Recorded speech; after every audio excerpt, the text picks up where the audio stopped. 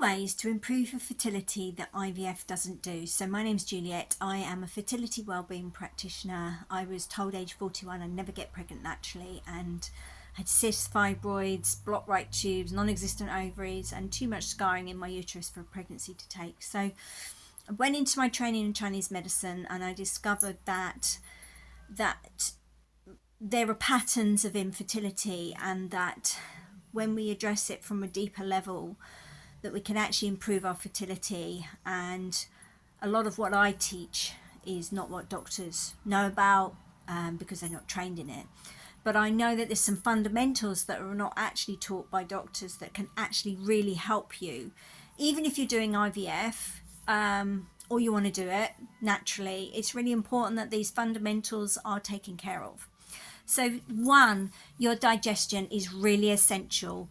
I can't stress this enough, that if you do have any digestive issues, it's going to hamper your hormones, because the excess estrogen leaves your body through your digestive system.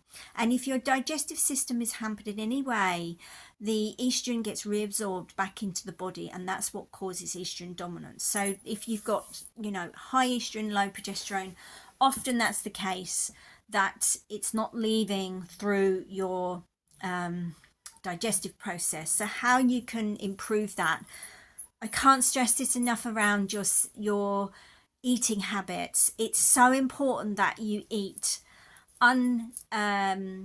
uninterrupted, in terms of, please don't eat looking at your phone or watching TV or eating on the run. Take time to eat. It's so important that your body recognizes that it's actually eating at that moment. And secondly, that when you do eat in that way, the nutrients that your body is going to get absorbed from the food is going to be higher, because you've chewed the food more. Your body knows what's happening. You're not on the go running and hoping that your body can get something from the food that you've just wolfed down. So it's really important that your eating habits are taken care of. If you do have any digestive issues, please see if you can manage those.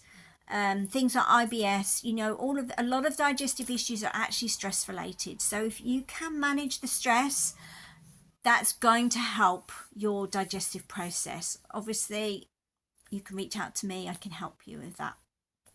The second thing is feeling safe. Now you might think, well, what does she mean by that? So what I mean by feeling safe is that it's all in the subconscious. It's what the body is holding. Now if you suffer from anxiety, if you're a person that's always afraid, thinking of the fear, thinking of the worst case scenarios, you're feeling stressed, you're on the go all the time, you can't relax, that's telling your body that you are in fight or flight, and that this fight or flight response is going to tell your body that it's not safe to get pregnant. Because anytime that's triggered, it's triggering the cortisol, the adrenals, to go into fight or flight, and the parasympathetic nervous system will not be able to come into action, which is where your digestive process gets kicks in, and also how your hormones can then balance. Now if you're always running cortisol, you're always running those kind of hormones, you're not going to, the other hormones that are essential for making babies are not going to be able to balance easily, because those are going to override it all the time, because the parasympathetic nervous system is not able to kick in. So if you are stressed, stress does really affect the body. We all know this, but really it's essential to get a handle on that when you're trying to conceive. And obviously if you're going for IVF, that's very stressful. So it's so important that you can find some ways to relax, find some ways to switch off, find what works for you. The third thing is being in your feminine. You probably won't hear this much from fertility practitioners, from fertility coaches. You certainly won't hear it from a doctor. But being in your feminine, so the words that I always hear is, how can I get pregnant? How can I get a baby? That's a masculine action. Okay, femininity is transformation receiving. Okay, so when you are in that feminine energy, you're able to receive the baby, not try and get it, which is outside of you. And what happens is when you're in your masculine energy, a lot of the time you're in a logical state. The mind is in logic and it's not able to listen to intuition. Your body knows exactly what to do, how to get pregnant. You know, the female body's been doing this for thousands of years and we just overthink it. We just try and make it become some kind of medical procedure when it's not a medical procedure. You know, have you ever looked at an animal when they get pregnant and they don't think about it too much? It's an animal instinct.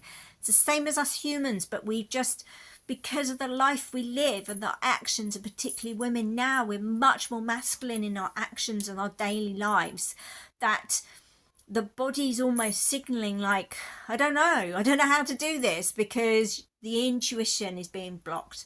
So it's really essential that you are able to listen to your intuition. The reason I know so much about this is because when I was a female firefighter, I was in a masculine energy. I was putting my body under strain in my mental, emotional capacity, in my physical. I was always putting my body under a lot of strain.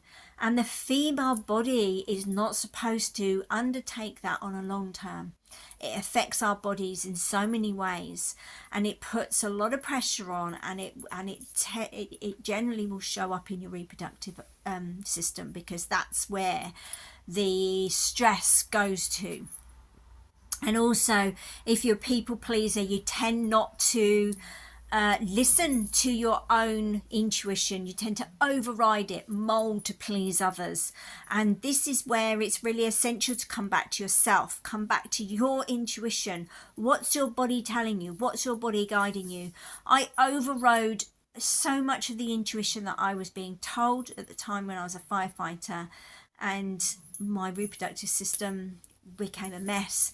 I became a mess because I wasn't listening. I was overriding it day after day after day, because it was more important for me to be seen, to be acknowledged in the world as a firefighter, rather than being in my feminine.